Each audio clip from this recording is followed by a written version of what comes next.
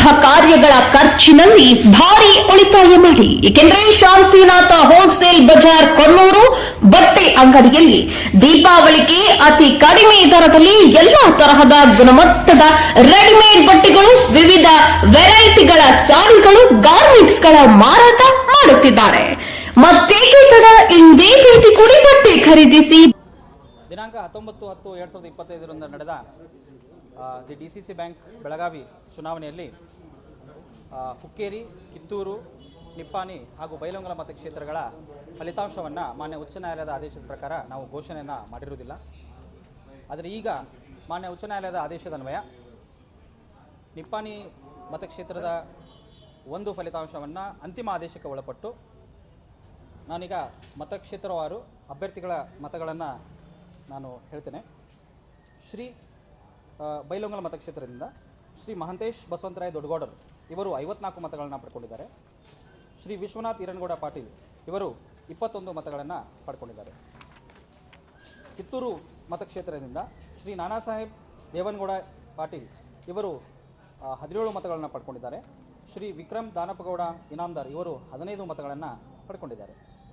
ನಿಪ್ಪಾಣಿ ಮತಕ್ಷೇತ್ರದಿಂದ ಶ್ರೀ ಅಣ್ಣಾ ಸಾಹೇಬ್ ಶಂಕರ್ ಜೊಲ್ಲೆ ಇವರು 71 ಮತಗಳನ್ನು ಪಡ್ಕೊಂಡಿದ್ದಾರೆ. ಶ್ರೀ ಉತ್ತಮ್ ರಾವ್ ಸಾಹೇಬ್ ಪಾಟೀಲ್ ಇವರು 48 ಮತಗಳನ್ನು ಪಡ್ಕೊಂಡಿದ್ದಾರೆ.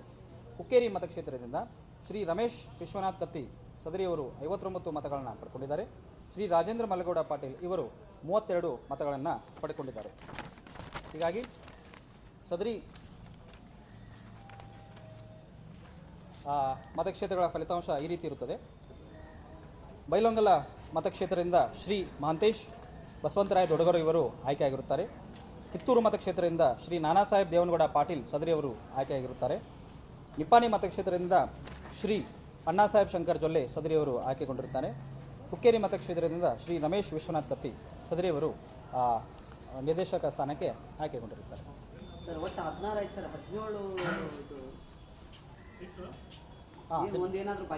ಇಲ್ಲ, ಯಾವುದೂ ಬಾಕಿ ಉಳಿದಿಲ್ಲ. ಒಂದು ನಮ್ಮ ಡೈರೆಕ್ಟರ್, ನಾಮನಿರ್ದೇಶಕ ಡೈರೆಕ್ಟರ್ ಇರ್ತಾರೆ, DR ಅವರು, ಡಿಸ್ಟ್ರಿಕ್ಟ್ ರಿಜಿಸ್ಟರ್ ಅವರು, ಪ್ಲಸ್ ಒಂದು ಅಪೆಕ್ಸ್ ಬ್ಯಾಂಕ್. ಒಟ್ಟು 16 ಮತಕ್ಷೇತ್ರಗಳಿಗೆ ಈಗ ಫಲಿತಾಂಶವನ್ನು ಘೋಷಣೆಯನ್ನು ನಾವು ಮಾಡಿದ್ದೀವಿ. ಮುಂದೆ ಇನ್ನೊಂದು 15 ದಿವಸಗಳೊಳಗಾಗಿ ತಮಗೆ ಪ್ರತ್ಯೇಕವಾಗಿ ಅದರದ್ದು ಕ್ಯಾಲೆಂಡರ್ ಆಫ್ ಇವೆಂಟ್ಸ್ ಹಾಗೂ ಯಾವ ಡೇಟಿಗೆ ನಡೆಸ್ತೇವೆ ಅನ್ನೋದನ್ನು ಪ್ರತ್ಯೇಕವಾಗಿ ಮಾಡಿ ಅಧ್ಯಕ್ಷ ಮತ್ತು ಉಪಾಧ್ಯಕ್ಷರ ಚುನಾವಣೆಯನ್ನು ಕರೆಸಿಕೊಳ್ತೀವಿ. 15 ದಿನಗಳೊಳಗೆ ಅಧ್ಯಕ್ಷ ಉಪಾಧ್ಯಕ್ಷ 15 ಅಪ್ರಿ ಇದು ಒಂದು ನಾಮಿನೇಷನ್ ಇರ್ತದೆ, ನಾಮಪತ್ರ ಇರ್ತದೆ. ನಾಮಪತ್ರನ ಸಲ್ಲಿಕೆ ಮಾಡಬೇಕು. ಅದಕ್ಕೂ 2 ಅವರ್ ಅವಕಾಶ ಇರ್ತದೆ. ತದನಂತರ ವಿಡ್ರಾವಲ್ಗೆ ಅವಕಾಶ ಇರ್ತದೆ. ತದನಂತರ ಎಲ್ಲ ಸಭೆಯನ್ನು ಸೇರಿಸಿ ನಾವು ಗುಪ್ತ ಮತದಾನ ಆಗ್ತದೆ. ಗುಪ್ತ ಮತದಾನ ಮುಖಾಂತರ ನಾವು ಫಲಿತಾಂಶನ ಅಧ್ಯಕ್ಷರು ಮತ್ತು ಉಪಾಧ್ಯಕ್ಷರು ನೀಡ್ತೇವೆ. ಕೋರ್ಟ್ನಲ್ಲಿ ಎಲ್ಲ ಕ್ಲಿಯರ್ ಆಗಿದೆ. ನಿಪ್ಪಾಣಿ ಮತಕ್ಷೇತ್ರದ್ದು ಅದು 7 ಮತಕ್ಷೇತ್ರಕ್ಕೆ ಏನು ಮಾನ್ಯ ಉಚ್ಚ ನ್ಯಾಯಾಲಯ ಏನು ಕೊಟ್ಟಿತ್ತು ಅದು 18ಕ್ಕೆ ಅಂತಿಮ ಆದೇಶಕ್ಕೆ ಕಾಯ್ದಿರಿಸಿದ್ದಾರೆ. ಅದು ಸಪ್ರೇಟ್ ಇಶ್ಯೂ ಇದೆ. ಅದನ್ನು ವೋಟಿಂಗ್ ರೈಟ್ಸ್ ಅಷ್ಟೇ ಕೊಟ್ಟಿದ್ದೀವಿ. ಕೌಂಟ್ ಮಾಡೋಕ್ಕೆ ಮಾನ್ಯ ನ್ಯಾಯಾಲಯ ನಮಗೆ ನಿರ್ದೇಶನವನ್ನು ನೀಡಿಲ್ಲ. ಕೊಟ್ಟಿದ್ವಿ. Thank you. ಅಲ್ಲ ಮೇಲೆ ಕೊಟ್ಟಿಲ್ಲ.